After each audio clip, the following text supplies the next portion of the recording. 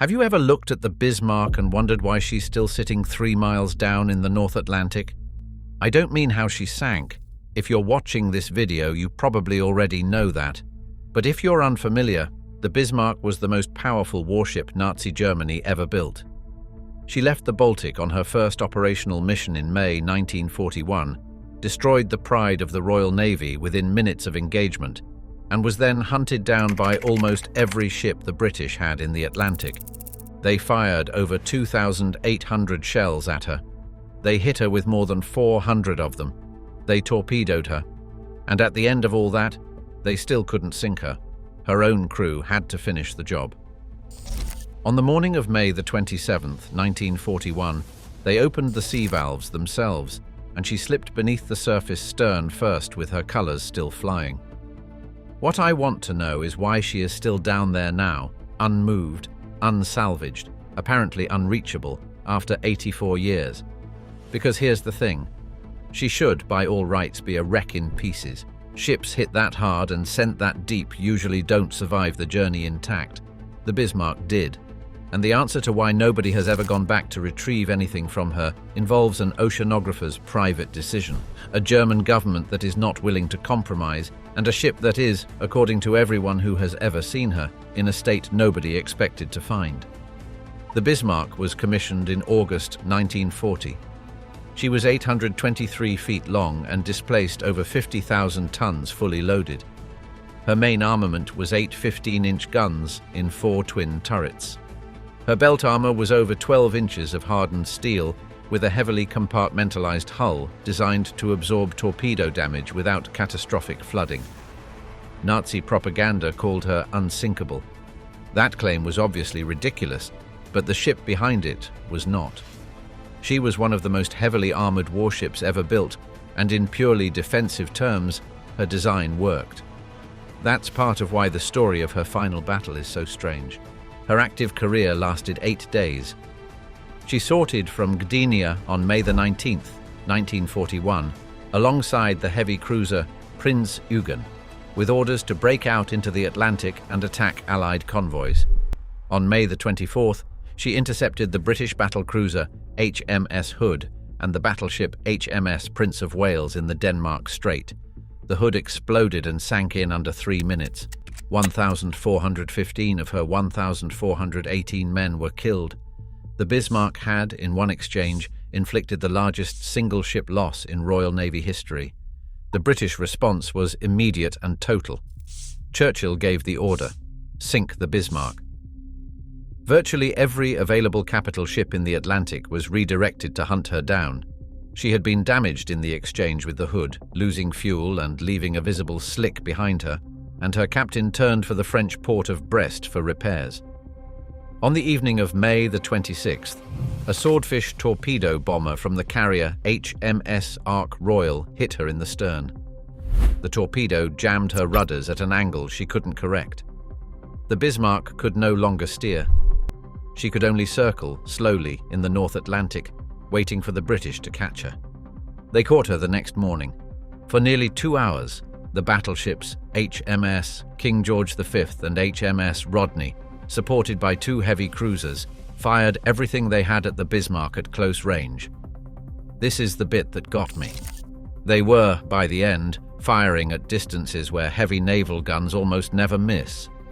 They scored over 400 direct hits. They destroyed her superstructure. They silenced her guns one by one. They killed most of her crew. And they still could not sink her.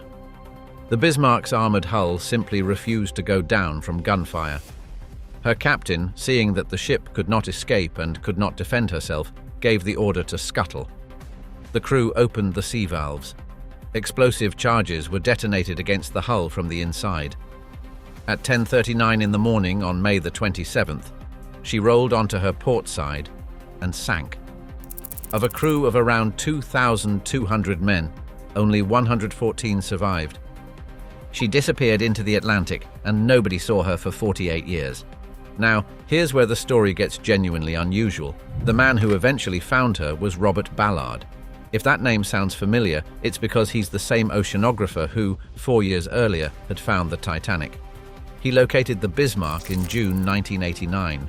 roughly 600 miles west of Brest, at a depth of about 15,700 feet. That's nearly 3 miles down, and what he found did not match what anyone expected. The Bismarck is sitting upright on the seafloor. She is not broken, she is not scattered. Her hull is essentially intact. Her main guns are still in their turrets. The wooden planking on her decks is still visible in places. Her paintwork has survived in patches. Ballard described finding a wreck that looked, from a distance, as if she had simply been placed on the seabed. He used a specific phrase that has become famous among people who study naval wrecks. He said, quite simply, Bismarck did not implode.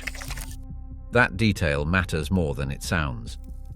Normally, when a warship sinks with air trapped inside her hull, the water pressure at depth crushes those air pockets inward.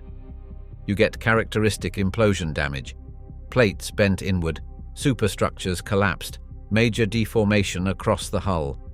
Ballard found none of that on the Bismarck. Her internal compartments had already flooded when she sank, which means whatever the British had done to her in those final 2 hours, it was the scuttling by her own crew that actually filled her with water and sent her down in a controlled, compartment-by-compartment way.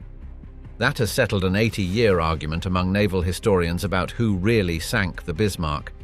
She would have eventually gone under from British gunfire and torpedoes. But the reason she is intact on the sea floor today is because her crew finished the job before the water could do it violently. So why has nobody ever gone back for her? The reasons fall into 3 categories. The first is the depth. At 15,700 feet, she is beyond the reach of any practical salvage operation. The deepest large-scale salvage in history has been carried out at a small fraction of that depth. Reaching the Bismarck requires dedicated deep-sea submersibles of the kind used for scientific research, not commercial recovery. There is no technology in existence that could lift a 50,000-ton battleship from 3 miles down, and there is unlikely to be any for the foreseeable future. The second is the law. Under international maritime law, the Bismarck is German property. Her wreck belongs to the Federal Republic of Germany, and the German government has made its position on the subject completely clear. The Bismarck is formally classified as a Kriegsgrab, a war grave. Around 2,100 German sailors are inside her. German law treats the wreck as the final resting place of those men, and the German government has stated, publicly and repeatedly, that any attempt to enter the wreck, disturb it, or recover artifacts from it requires their consent. That consent will not be given. The third is the specific decision made by Robert Ballard in 1989. When Ballard found the Bismarck, he did not release her exact coordinates. He had seen, in the years between finding the Titanic and finding the Bismarck, what happened to a famous wreck once its position became known. Commercial salvage operations, private treasure hunters, and documentary filmmakers had all descended on the Titanic. Artifacts had been removed. The site had been, in Ballard's view, disturbed in ways that should not have happened. He was not going to let the same thing happen to the Bismarck. The exact position of the wreck was kept secret specifically to deter unauthorized visits. There has been only one subsequent manned expedition in 2002, which took paying passengers down to the site in a Russian Mir submersible. Nothing was taken. The expedition caused considerable controversy within the archaeology and diving communities, and no similar mission has been attempted since. So the Bismarck stays where she is. 3 miles down, upright, largely intact, guns in their mountings, teak decking still recognizable after nearly a century underwater. The cold, deep water, the lack of light, and the absence of the wood-eating organisms that destroy shallower wrecks mean that she is deteriorating extremely slowly. Marine archaeologists estimate that her hull will remain substantially intact for another several hundred years. She is too deep to salvage. She is legally untouchable. She is watched over, in a sense, by the man who found her, who made sure the world could not quite find her again. And she is, by every measurable standard, one of the best preserved large warship wrecks anywhere on Earth. The most feared battleship Nazi Germany ever built. Commissioned, fought, hit, scuttled and sunk within 9 months. She went out looking for a fight, found one on her first mission and never came home. And now she sits on the floor of the North Atlantic in roughly the same condition she was in when she went down, untouched by anyone except the occasional submersible camera, and that is almost certainly how she is going to stay. Now, if you enjoyed this video and want to see more like it, please let me know in the comments and I'll make more of these for more ships.